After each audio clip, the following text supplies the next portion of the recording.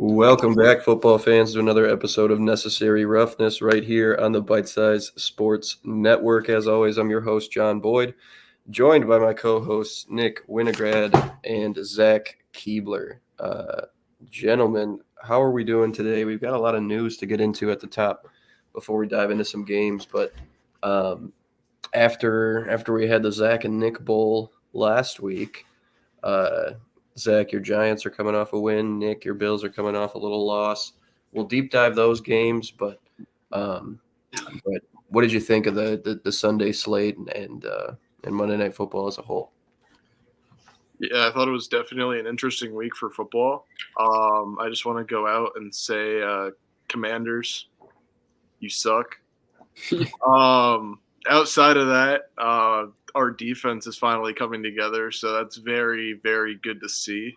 I had your defense in fantasy, and that really worked out.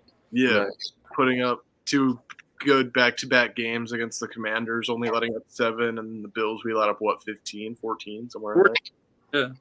So, 2 good back-to-back games. I like to see it clicking. I like seeing the ball go in the end zone twice in one game. Big time. For once in the first half, even. Yeah. So, it's a good week for me. Nick, how you doing? How'd you like the slate? Yeah. I mean, outside of the Bills obviously shitting the bed and losing the Patriots, I'll get into that, but I'm not heartbroken. We'll be fine. But it was an interesting. While crying, tears. Just while that meme where I'm happy on the inside, but pissed off on the outside. Yeah. It's the meme where you have the happy mask. Yeah, exactly that one. Crying. Crying inside, but we're fine. It was an interesting slate. I thought the best game of the week was gonna be, the Detroit. I mean, obviously, with the Miami and Eagles game, we all thought that was going to be great, which was fine. But I really expected the Detroit game to be the best of the week. I just thought there was going to be a shootout back and forth. But Detroit's arrived, and then it was wait, maybe they haven't. People are saying oh well, at least they're in the division where they'll win it, regardless. But you can win a division and be, a weak team and go into that first game and just yay, we won the division, but now a real team is going to come play us. So I'm saying they're weak by any means, and they're probably still in the top 8 in the power rankings, but that was a really weak showing. You have an opportunity to finally we're not the old Lions. We're 5-1. We have an opportunity right now on the road, big team that we're playing. Everybody's watching us, and I mean to say they laid an egg is an understatement. I mean that they didn't come to play. So now, I mean obviously the NFL is a week-to-week league, and now Lamar's the MVP, and the next week he's going to throw for 130 yards, and he won't be the MVP, and he'll be bad again. It's a really weird league. Everything changes in 5 seconds, boys. But I was disappointed with Detroit because I actually had them really high up on the power rankings. I had them in the top 3, I think. And now it's what? We don't know. We don't know. It's all about Lamar fantasy owners. We up, baby. Yeah, he played unbelievable. Yeah, he was unbelievable. It was a lot of there were a lot of weird games, honestly, which made for a really interesting view, especially as if you were nonpartisan and tuning into any of these games. Browns Colts was nuts. Oh, Bruno's everyone's Ravens Lions was a huge surprise. Steelers Rams came down to the wire. Packers Broncos with the missed field goal and everything. It was just weird. It's a weird league. It's a weird league. So we're going to get into the nitty-gritty of it here. We're going to start off at the top, though, with a little bit of news. We haven't had a chance to talk. We haven't had a chance to talk about the Tyson Badgett. Tyson Badgett. Hey, listen, he's 1-0. Josh Allen's not. 1-0. Kevin Byard to Philly for a 5th, a 6th, and Terrell Edmonds. Howie strikes again. And you add kind of a true center fielder to a group that's really, really hybrid. Outside of that, at the safety spot, when you think about like Sidney Brown and Reed Blankenship, I think it's like a perfect fit and a pretty decent price, frankly, a fifth, a sixth, and a guy over whom Kevin Byard's now going to be starting. I think that makes a ton of sense. What were your initial reactions? We'll start with you, Keebs, given it's interdivisional.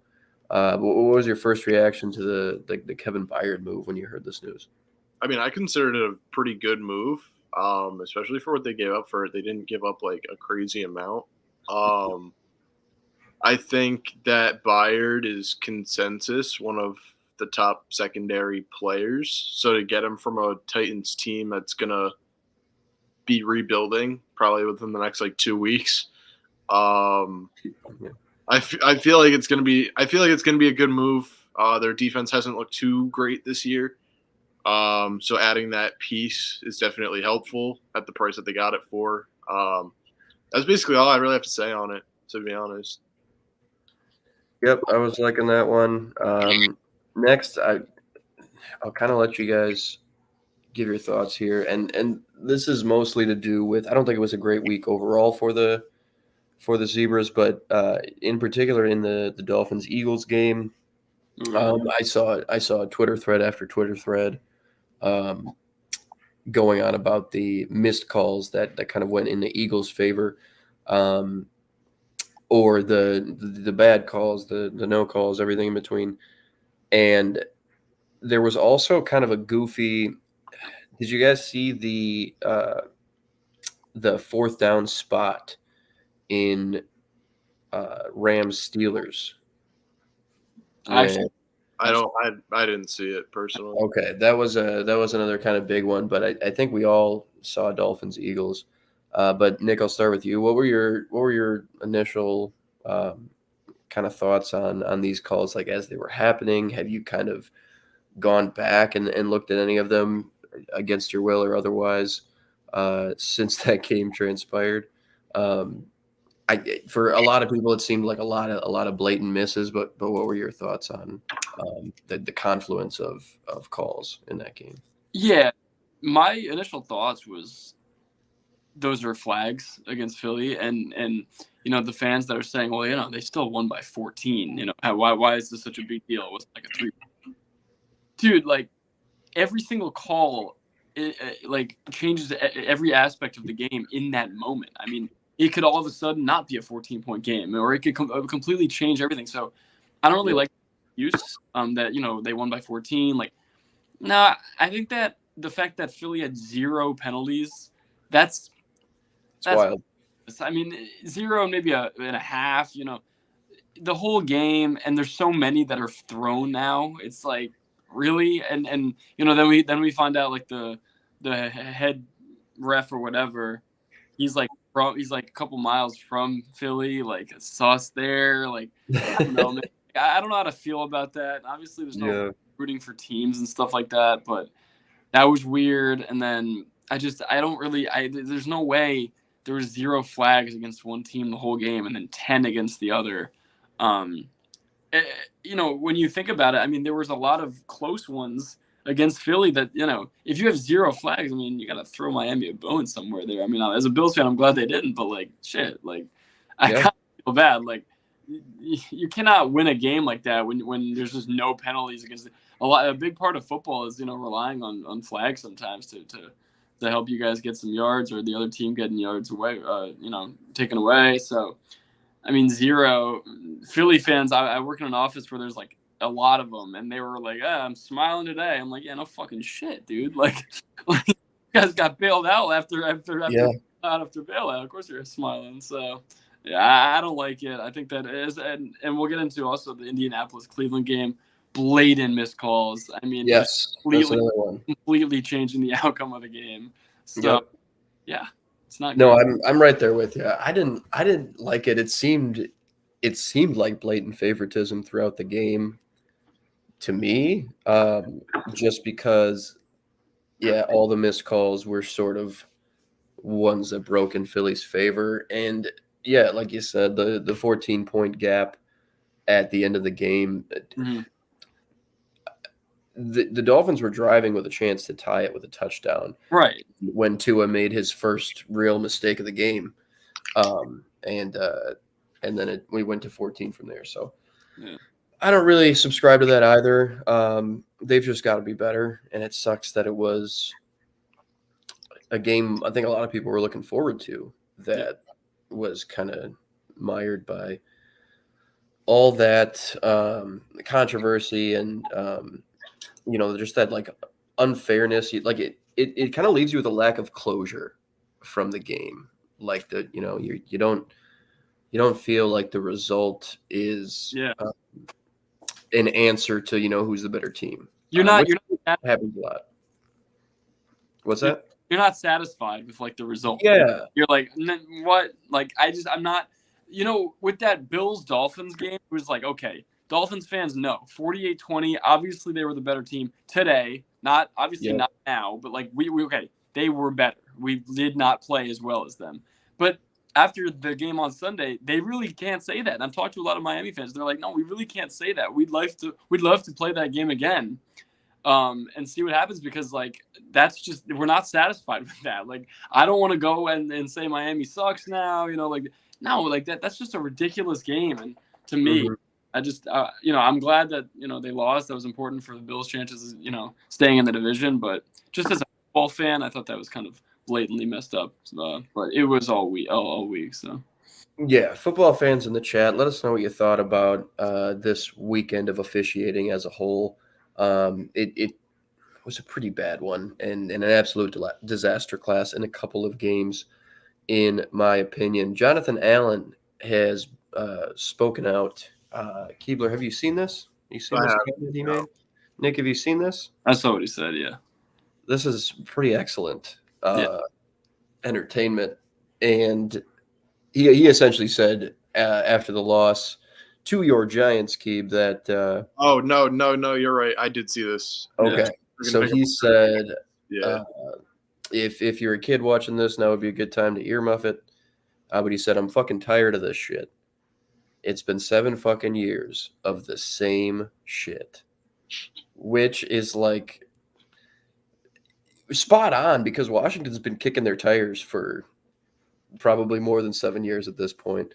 And I think it's interesting too because there are so many players on that team that I like that I'd kind of like them to start getting rid of some of them, get them into better situations.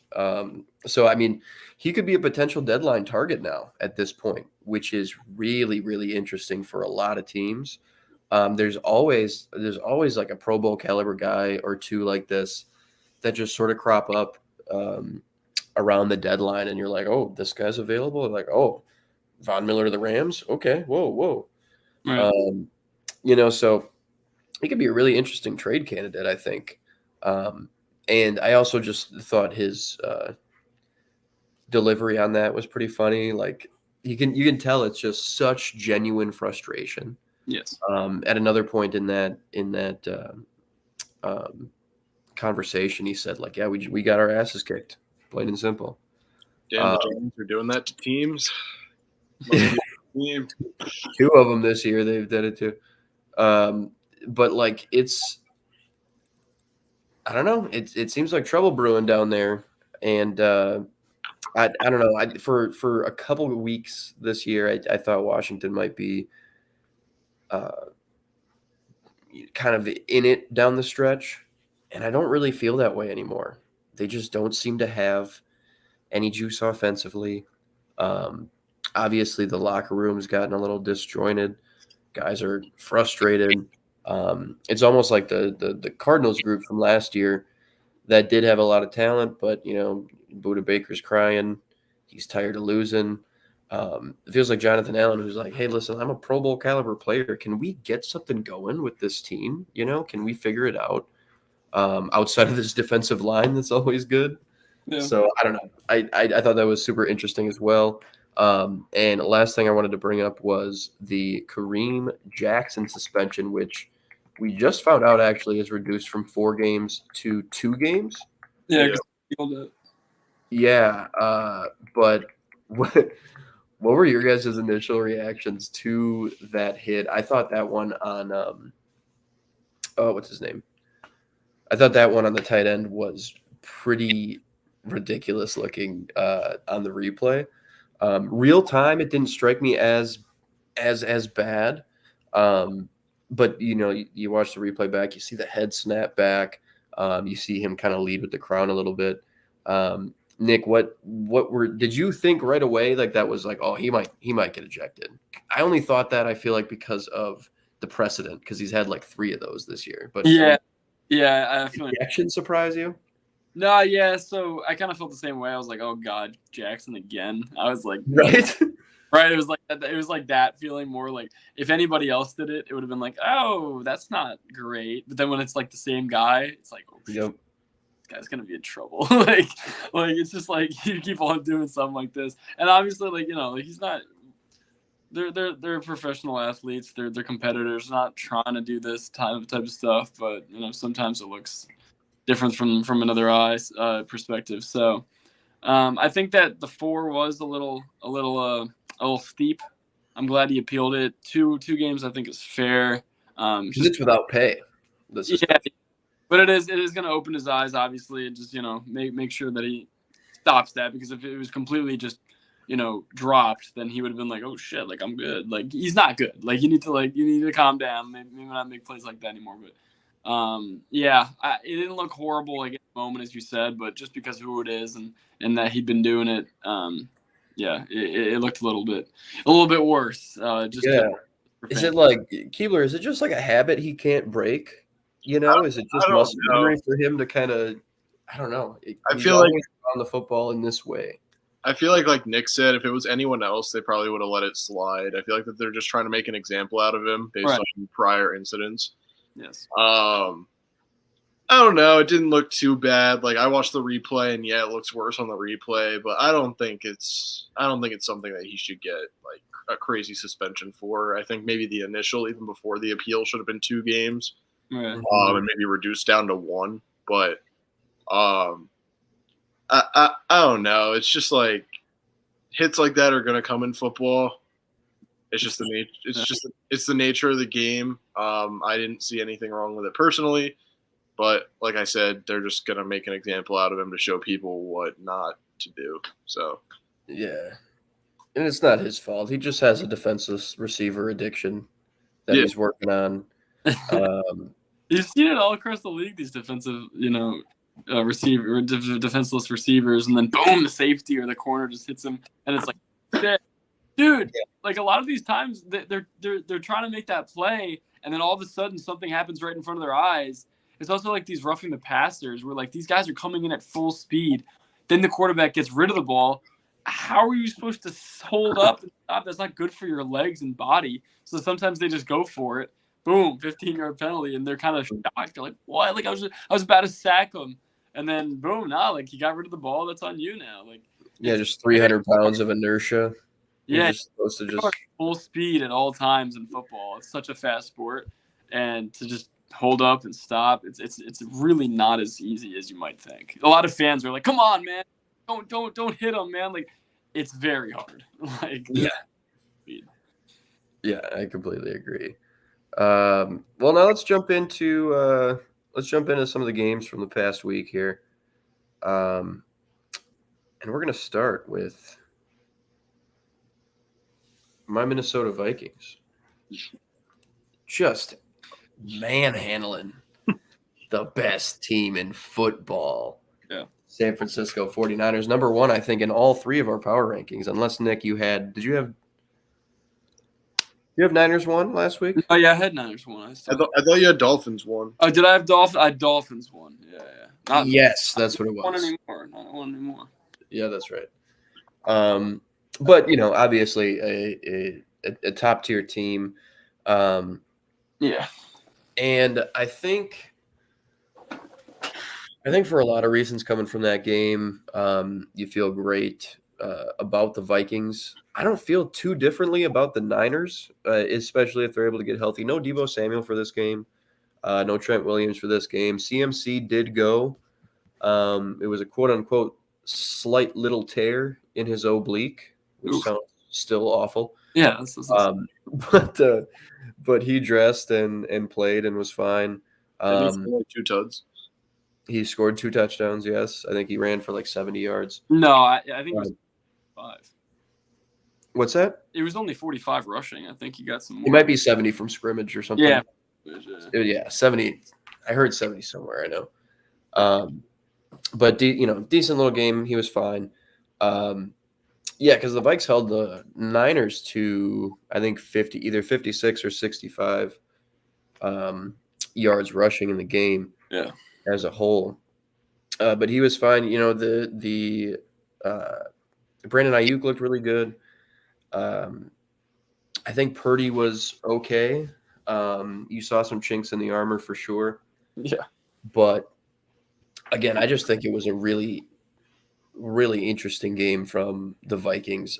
Before I hand this one off to you guys a little bit, I just wanted to – oh, we got a Clayton. Thanks for joining us. CMC fantasy owners. Probably feel pretty good. I'm not one if that's where you're – these guys might have them.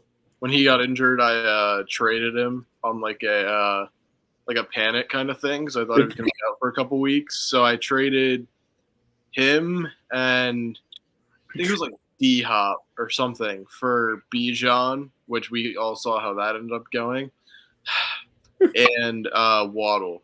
So I still think it's going to work out, but I take the L on that one. Yeah, if Bijan gets those tummy aches, what's the rehab for those tummy aches? What's the timeline? About 6 weeks. Yeah, he'll be all right.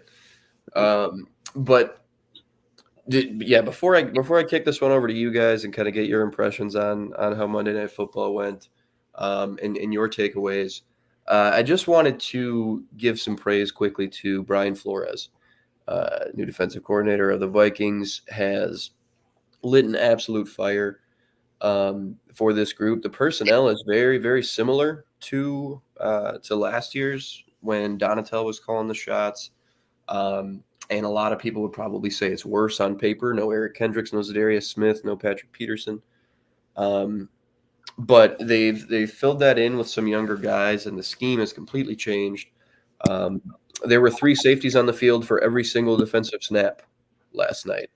53 snaps for Josh Metellus, Cam Bynum, and Harrison Smith, which is really interesting. So he was in sub packages.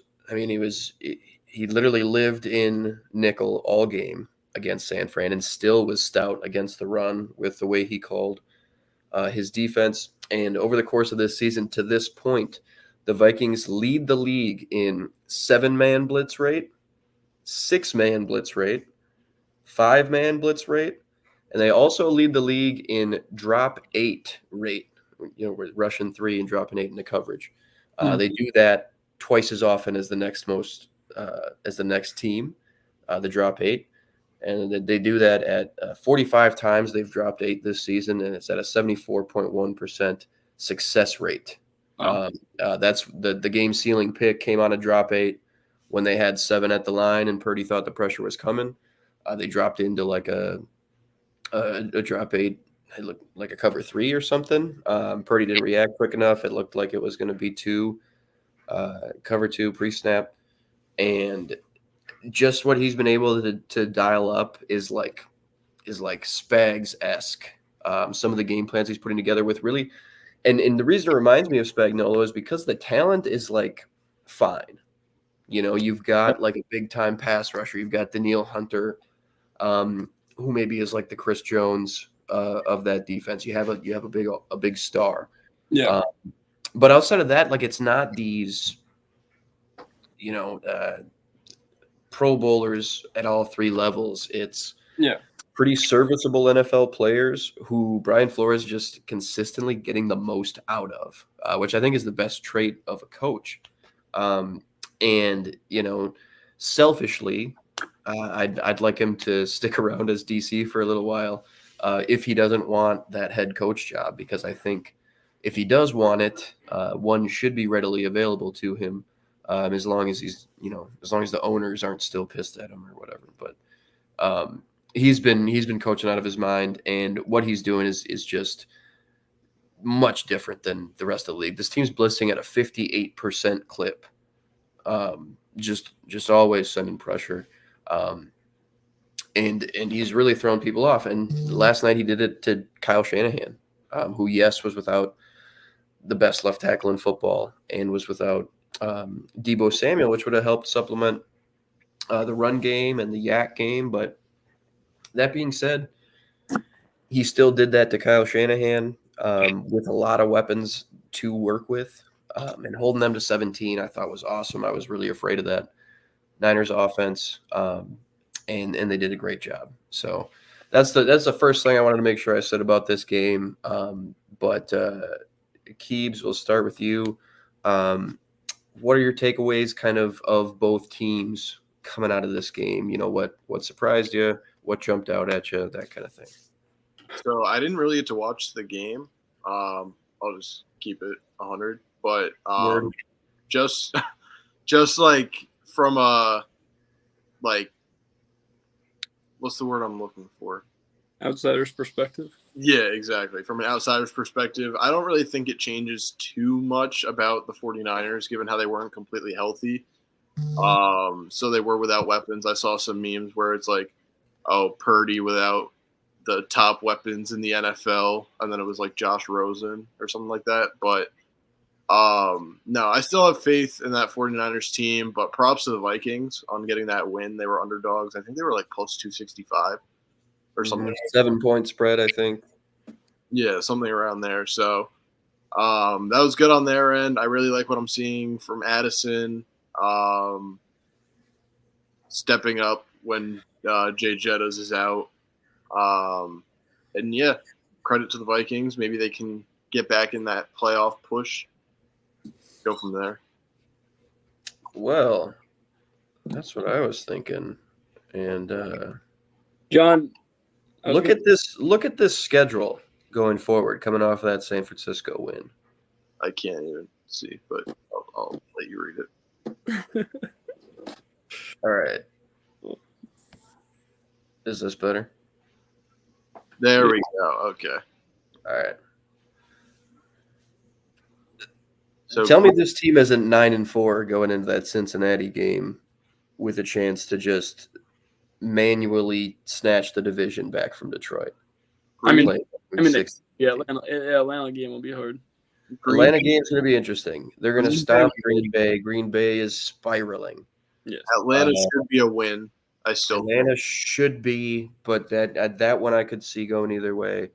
New Orleans should be a win. Denver, they're going to annihilate. Chicago, they're going to annihilate. Vegas shouldn't have a shot. I don't know, dude. I think this team still wins 10 games. And I think we saw what can happen last night if they just don't fumble the goddamn football. Yeah. Because really outside of that, this is still a good team. Kevin O'Connell was in his absolute bag. The offensive line allowed 0 sacks. And the 49ers defensive line had a 15.6% pass rush win rate, which is their worst mark since 2017. So, I mean, really just in all facets, the Vikings just kind of kicked their ass last night. And it's the first time they've really done that to a team all season. And for whatever reason, it was against, one of the better teams in football at a really pivotal point in the season. Mm-hmm. And I think that was just a huge, huge momentum boost. Especially, 2-0 since the Jefferson injury. He's off IR in 2 more weeks. And again, those games are super manageable. So I don't know. I like their chances. And again, I feel the same way about the Niners too. I think they're still great. And they'll still be around. I don't think it was – and they didn't play poorly either. You know what I mean? This was just a well-played football game on both sides. I don't think the Niners shot themselves in the foot outside of the Purdy turnovers. It was just a good game of football. And the Vikings just really gave it their all, threw the kitchen sink at them, and got the win. So John, I was gonna ask you about that play, where it was like a fake reverse, and then they threw it back across the field, and then I think it was Addison, or it was Addison, I think, that got the Edison threw it to Ty threw it. Chandler. Who? Ty Chandler. Ty Chandler, and then KJ was called for the like pass interference. How did you feel about that? Because I hated that. I thought that was called really late. Like, Yeah, I hated that. The flag was down really late. yeah, And it seemed weird because at a certain point, yeah, KJ's back's to the play, but Charvarius Ward kind of just runs directly into him, which right. it almost seems like he's kind of just defending himself. Like KJ wasn't really driving him forward; he was kind of just hand fighting with him a little bit. So I didn't like that one at all, especially how late the flag came out. And on a play like that, just fucking let that play happen. Double play, like, Relax. Yeah. They ended up scoring anyway, but yeah, that one was really annoying. I didn't like that call at all. And, I guess by the letter of the law, that's what it would be. But I don't know. Yeah, it didn't change the outcome, just took a little bit more time off the clock. So it'd be cool for that play to have stood, I thought it was cool. It was super cool. And it's always fun to see your favorite team do stuff like that. Right. So because it always seems like, I feel like for every fan of a team, it seems like their team never does that stuff. I know, yeah. You're always like, damn, I wish I was a fan of that team. People always fake punts against us and like shit like that, but like, yeah, no. So it's always cool to see that stuff happen when you're rooting for it, because usually it's like, oh my god, they're gonna get this fake punt, and it's super frustrating. At least those are the ones that stick out to me, I guess. Anyway, next we're gonna talk another NFC North team. Is an extension of the Ravens here. Yeah. So this is one we talked about at the top of the show. We thought this was going to be a really good, really close game. Yeah. It was probably neither of those for the average viewer, unless you're a big Ravens fan. It probably wasn't a great watch. I thought it was kind of one of those games where, like, I think this is the worst loss the Lions will have all year. Yeah. I think it was kind of one of those games where finally Detroit's foot was kind of off the gas. I think they've been really, really hungry for like a year and a half straight, 2 years straight. Yeah. And I think their appetite. Yeah, I think they lost their appetite a little bit. And the Ravens flocked. I don't know how else to say it. Yeah. They just dominated them up and down the field. I thought that Lamar obviously was playing out of his mind. Zay's looking good. Mark Andrews had a really nice touchdown where he had to do some work after the catch. That team's just it looks really good. The offensive line's looking good. This defense is playing out of its mind. Mike McDonald has been calling really good games. He's coming out with great game plans. They brought him over from Michigan, from college to the NFL, and a lot of that stuff he runs is translated really well. And that's another guy who's really maximizing the talent on his defense. We talked about a couple weeks ago how the league leaders for safeties in pass rush snaps are Harrison Smith and Josh Metellus of the Vikings, and the linebacker leaders for pass rush snaps are the Vikings linebackers as well. Second, or I guess third in both of those categories, are Kyle Hamilton, Roquan Smith, and Patrick Queen. So this is a team that also utilizes their linebackers, their safeties in really creative ways, blitzes those guys, moves them around. So it's a well-oiled machine right now, and I really hope the Ravens don't get screwed by a bunch of injuries again this year. I know they've already had a couple, but I'd like to see this team mostly healthy going into the playoffs and see what Lamar can do. What are your thoughts coming away from this game on the Lions, Nick? Just because you had them ranked the highest out of the three of us, so I know you probably had slightly higher expectations than Zach or I coming into it. So what's changed about your opinion on the Lions, if anything, coming out of this game? Yeah, so I mean, I did have the Ravens winning the game. Like I did think that since it was in Baltimore and just Detroit, it was going to be kind of a prove it game. Maybe, what I thought was like maybe they're not ready to prove it, but I still thought it would be like a 28-24 type game. Right. I mean, this was just a as you said it wasn't much of a fun watch. Like I don't know if it was a watch at all. Like once Lamar scores his third, it's like okay, time to like what are we watching this game for? Like Detroit's not doing shit. Like so. So my takeaway from Detroit is that you guys aren't ready for the moment just yet. You're a very solid team, awesome head coach, probably a top 2-3 quarterback in the NFC. Obviously didn't play like it on Sunday, but he's played like it, so I'm not going to take everything away. But you guys it kind of just showed that you guys aren't ready. That's okay, though, because you guys are so young that you guys have more prove-it games coming up. Just take the opportunities as they come. That was the first real test where people were like, okay, is Detroit going to beat Baltimore, go to 6-1, and be like the undisputed top 1, top 2 team in the NFC? No, you guys are still 3 or 4. Obviously, San Fran and Philly are still 1 and 2.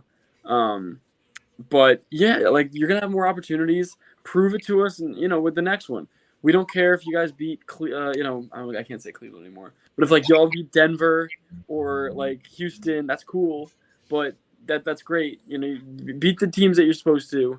But when it comes down to it, there's gonna be more prove it games, and we're gonna be watching you because that one was embarrassing. Yeah, and I think there's some get right games coming up for Detroit here. Vegas on Monday night. They should be able to take care of business there, given the Bears just did. That's on Prime. Then you never know what you got to buy. Then you never know what Chargers team you're going to get on a given week. I could see Ben Johnson. If Brandon Staley's still in the building, I could see Ben Johnson carving that defense up. Then you got the Bears twice, Packers, Saints, Denver. The next big prove-it game might just be those last 3 of the season when you go Minnesota, Dallas, Minnesota. Yeah. So I think they have a lot of time to get right before the games. Obviously, every game counts before the games really have a lot riding on them as far as playoff implications. So, I could see them winning 6 of these 7 pretty comfortably.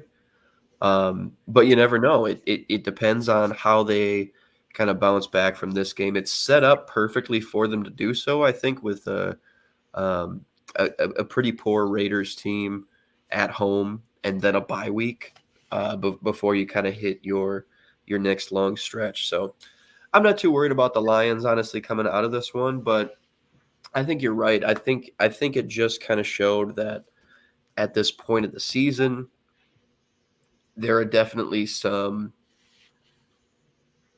concerns as far as their like top end, like being able to contend. Like this isn't.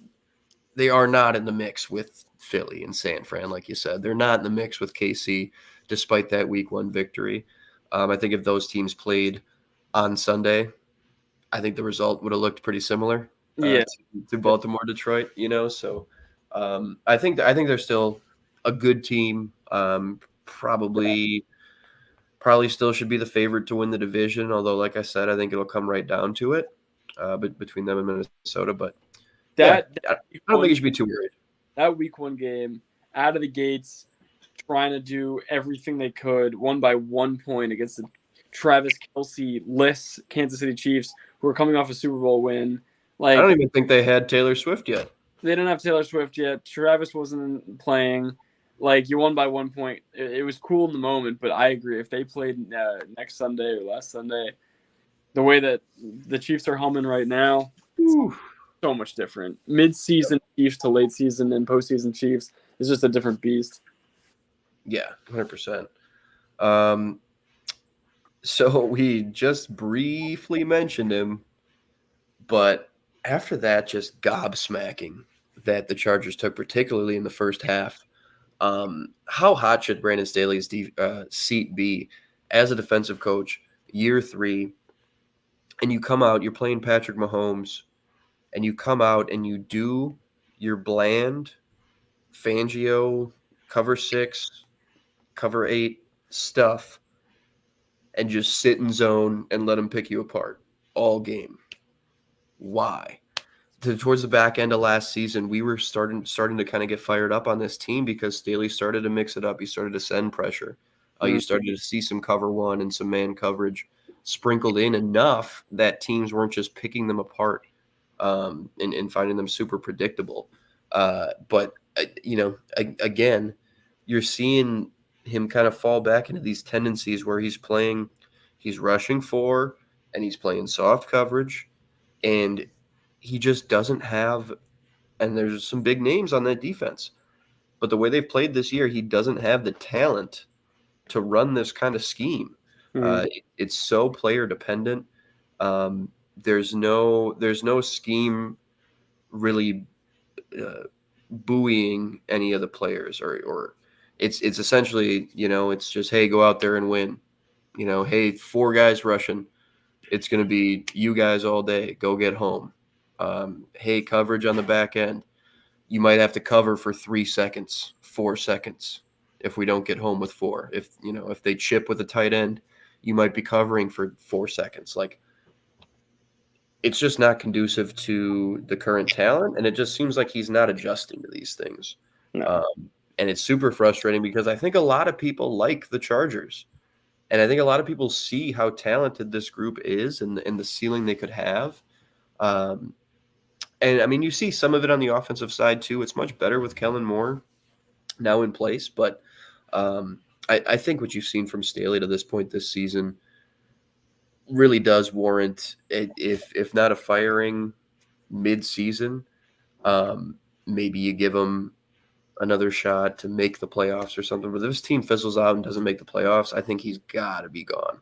Yeah. Are you guys kind of on the same page as far as that with Staley, or do you think, like, as loaded as the AFC is, do you think they give him another shot, even missing the playoffs? I feel like that's actually kind of the deciding factor.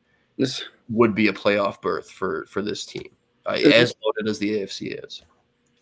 He's a defensive head coach, and he continues to make these brash decisions to go for it, and he's become known for that. And it's not like they have a high percentage of going for it on 4th down and converting. It's that they're breaking Justin Herbert, and is not good for his development. He's like the most talented quarterbacks I've ever seen come out, and he should be like he should have had at least 2 AFC divisional games under his belt to this point. Whether he won them, lost them, doesn't matter. I would have wanted to see Justin Herbert in at least 2 AFC divisional games, and he's been in 0. He was in 1 last year, right? And he was off his, or no, he wasn't. That was. Oh no, wild card last year, yeah. Yeah, that was Lawrence. They blew the wild card, Lawrence. I don't think he's ever made the divisional. It's pathetic because the Chargers are actually very talented. We can all see it. They have beautiful uniforms. They have a beautiful stadium. They have a great quarterback. But like, this guy can't figure it out. You're 2-4. Are you serious? John, you were the one that was picking them to win the division. That's because we thought that they would be really, really talented, and which they are, and playing much better than this. It has to fall on the defensive head coach. Your defense sucks. And the defensive head coach, quarterback. Yeah, the defensive head coach who wants to sit in quarters and quarter half all day goes out and gives a mega contract to one of the best man corners in the league, and then he gets injured for a full year, comes back and plays, and you're like, wow, he doesn't fit at all.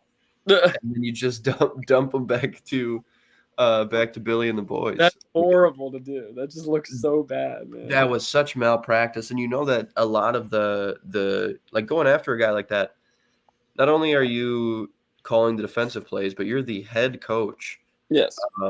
So I think as much as it would have been the decision of the rest of the front office, you got to think Staley was part of those conversations and sort of pining for J.C. Jackson then in that case, which doesn't make any sense because he knows what he's going to go out there and do.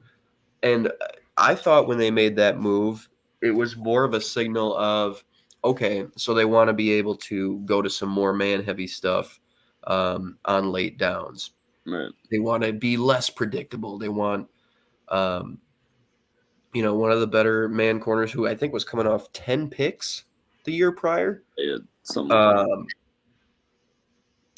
It rubs me the wrong way that he's even still there. I feel like Joe Lombardi was pretty thoroughly scapegoated as much as I hated his play calling.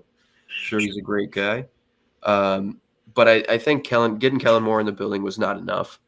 And if they go out and lose this week, I think they play Chicago. Yes, they play Chicago at home on, I think it's Sunday night. Mm-hmm. If they lose that game and he still has a job the following week, I'd be shocked. Yeah, me too. Oh, man, me too. I really would. It's got a team, maybe. Yeah, like especially if he gets lit up. If that defense gets lit up, he's got to be done. It's one of those situations where you have a franchise guy. It needs to change, and it can change. Like it's not too much to do. Like it's just one firing to do. You know, why are we so stuck with this guy? And like they must have. They've already fumbled his rookie contract years. Yeah, they added all this talent, all these big name guys, and they were never able to put it together. Now you're going to see the big Justin Herbert cap hits that are going to be more difficult to work around. Yeah. So it's malpractice. And yeah, I'm shocked if he's still here by week 9 if they lose to Chicago. Nick, we'll end it with you here. Patriots upset the Bills. We were doing the Patriots autopsy last week. Right. Yeah. You know, what looked different to you? I think Bill O'Brien probably corrected some things. Maybe he listened to Mac and yeah. What did Mac say on like lip reading last year? Quick game fucking sucks. Yeah. Quick game. But I don't know. Mac looked pretty sharp. What were your takeaways? Like, what talk Bills after, but what did you see from the Patriots? Like, is that just kind of the Bill Belichick pride game in the division coming out with a great game plan, or do you think they could kind of get back on the right track with as currently constructed? Well, I don't think they're going to get back on the right track per se. I think that's a little far-fetched, and I also don't think it was a Bill Belichick, master plan, master class, perfectly orchestrated defensive performance. I mean, the Bills, we've gotten off to horrible starts since 3 straight games now. Jacksonville, Giants, Patriots. This isn't like if we had been scoring and scoring and scoring, and then that happened, it would be like, damn, they couldn't score in the first, like, what's going on? Like the Patriots, Belichick, he must have been doing something. No, because we couldn't do it in the Jags game, couldn't do it in the Giants game, couldn't do it here. So that's just what the Bills are right now until they figure it out and score in the damn first quarter. I'm just going to assume that this is how we're playing now. So that's not some crazy, scheme by the Patriots. I think that they just, they played fine. On offense, I was a lot more impressed than they played on defense. Mac Jones, we make fun of this guy all the time for being like, whatever, mid, get out of the league, you're horrible. The Patriots, like, okay, we scored twice, 15 points in like six minutes at the end of the game to go up. And now you're like, as a Patriot fan, you're like, okay. Bills fan, you're like, okay, we got it. Okay, yep. we won the game now. The Patriots are like, thank you. We lost the game. We want Caleb Williams. It's fine. No, because Mac Jones is going to go down in less than 2 minutes. First play, he throws to Ramondre, 40 yards. And then the pressure is coming in his face, and he's making plays on third downs. Pause. Third and 8. Taron Johnson's like coming around the edge. He makes a first down throw. Okay, shit. Like, that's actually a really nice throw. He goes down, flag, another nice throw that generates a flag in the end zone. Now he goes down to 1. Touchdown to Gesicki. Like, it's like, as like a fan of the Bills, it's like, you know, you're demoralized and like they shouldn't have been in the game anyway. Like, but it's like if I was watching that game as I didn't know who these teams were, who was better, who was supposed to win, I would have thought that the Patriots quarterback played really well. I would have been like, damn, he played really well, made good throws, stayed poised in the pocket. So it might have been just like a Mac Jones legacy game that'll never happen again, but he played really well. I was actually like, I was like, damn, like it's actually pretty fucking good. So I don't know, like that's kind of pathetic on our part. However, we do have, so now Ed Oliver didn't play, so it was Ed Oliver, Matt Those injuries Daquan Jones, and Trey White. So that's 4 defensive starters out. Additionally, Von Miller is still being eased back, so he's not really playing that much. So no Von really. So probably 5 of your 7 best defenders, maybe.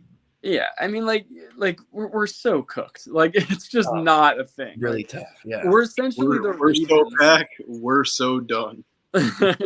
We're essentially the Ravens from like all these years where they're really talented, uber talent, but they just get injured and fans don't really know what to say. We're like, that sucks, Ravens. Like, we want to see you do well. But I was always that fan. I was like, that kind of sucks. Now Ravens fans looking at the Bills and like, hey, like, oh, that's too bad. You're injured. Like, let's go. We're going to go take those 12 to 13 wins. You guys can have 9 to 10 lose in the first round. That's probably what's going to happen this year. I'm kind of like, I kind of see what's going to happen here.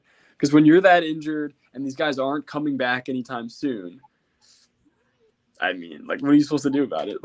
like you don't have Matt Milano on the field. You don't have Daquan Jones getting like top 10 in the league pressure rates. You don't have Trey White locking down your corner. I don't know what the hell to say. The Patriots played really well in this game. I did not expect it. But the Bills, if they want to have, you know, any chance of winning the division or whatever, they're going to have to start playing a lot quicker and with more urgency early in the game, because they seem to do really well in all 3 games that they just played horribly in. Jacksonville Giants and New England, at the end of the games, they played fantastically. So, at least on offense. Mm-hmm. If you guys want to, like, do that all game, that'd be nice. But, like, I don't really know why. It seems like since they probably underestimated all 3 teams, which is a horrible thing to do in the NFL. And they would tell me that they didn't, of course, because, you know, New England is a great team. They definitely underestimated them. They were like, yo, New England's tanking. And they don't play with a sense of urgency. You can literally see it. They play slowly like they're sleepwalking. And then they're down. They're like, oh, shit, we have to fucking score now. Then they do. So if you guys can just kind of have a mindset of like, shit, we got to score now. It's the first quarter. There's 15 minutes left in the game, in the quarter. But we have to score because we just do. They would probably do it because like it's that sense of desperation that comes out late. Why don't you just have it all game, man? Because you probably blow the doors off of these teams, but they don't want to do that. So I wish I was in the ear of these players, because I know that they, of course, you know a lot more than I do. But it's just what I see as a fan, the outsider's perspective. They play really well when they're down, and when and we haven't had leads. We're playing from behind, and that's just not really how the Bills have been playing over the last few years. So it's been really uncharacteristic, and yeah.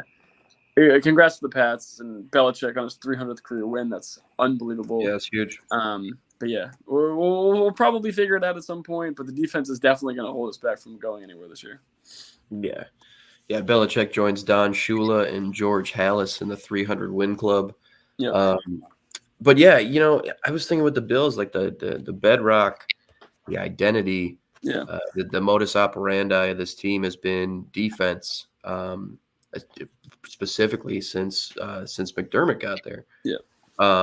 And now suddenly, and it's as much fanfare comes with Josh Allen to Stephon Diggs on the offensive side, as electric as they can be.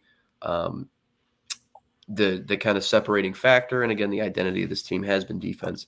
Yeah. And now you've got so many of those leaders on that side of the ball out. I mean, you saw Jordan Poyer making some plays down the stretch still, doing what he could. Terrell Bernard doing what he can in the stead of Matt Milano.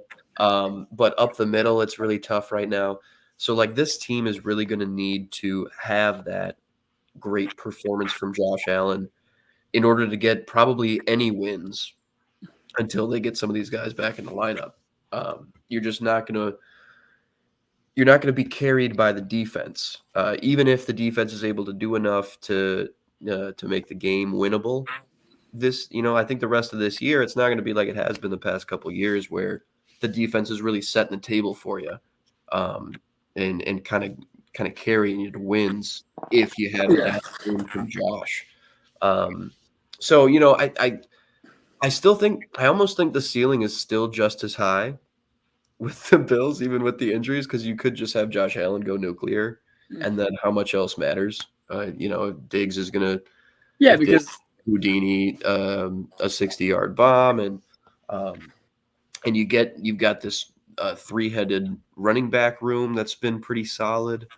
Like, this offense could still take them as far as it goes, but I think the margin for error is a lot slimmer. Which I was just gonna say, like, technically they did enough to, like, the offense technically did enough to win the game. You guys went up by 3 with less than 2 minutes. Technically, you did enough.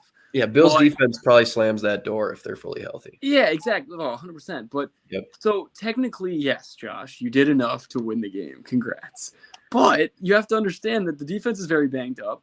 And if you guys were, I don't know, maybe up 10 points there, like 17 points there, like, how many times have we blown teams out where Kyle Allen, Matt Barkley, Mitch Trubisky, Case Keenum is in at quarterback for the last 5 minutes because it's a blowout?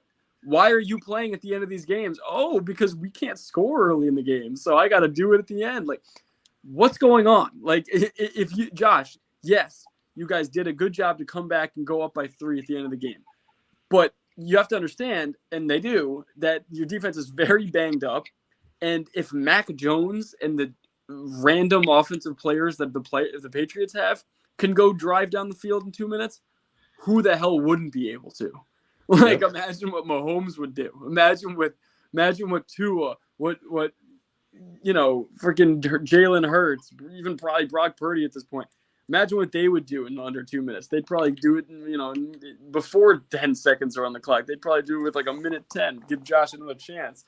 Like, if Mac Jones can go do that, you need to be up by at least 10 points. Josh has to go nuclear, because if you're not up by at least 2 possessions with like 2 minutes left in the game, I just don't have confidence. I love the Bills defense. And I think that before the season, I explained, you said, like, why is your team going to win the Super Bowl? I said the defense.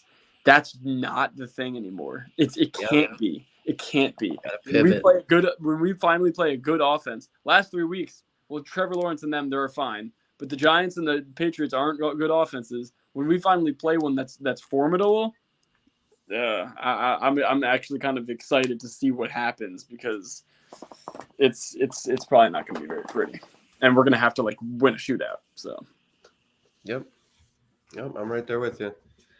Well, folks, that is the show for this week. We'll be right back here next Tuesday on the Bite Size Sports Network. If you're here in the chat, we appreciate you jumping into the conversation. Leave a like if you haven't already, and if you like the content, if you're a new listener, consider hitting that subscribe button if you feel so inclined. We will have the NBA is tipping off tonight, and on Thursday, the guy to my left on your screen, but my right in my life, is Zach Keebler. Him, Kevin, James will be breaking all the action down on Thursday on the Bounce right here on the network.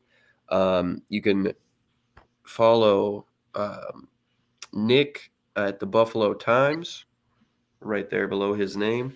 You can follow Keebler at the Nick Stop on Twitter. The Buffalo Times there is on Instagram.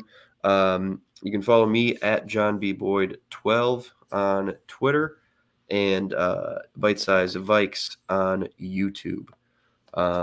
Stay tuned to Bite Size Sports for the rest of the week for all of your sports coverage. And we'll see you right back here next week. Same time, same place. Thanks again for tuning in, guys. Take it easy. Peace.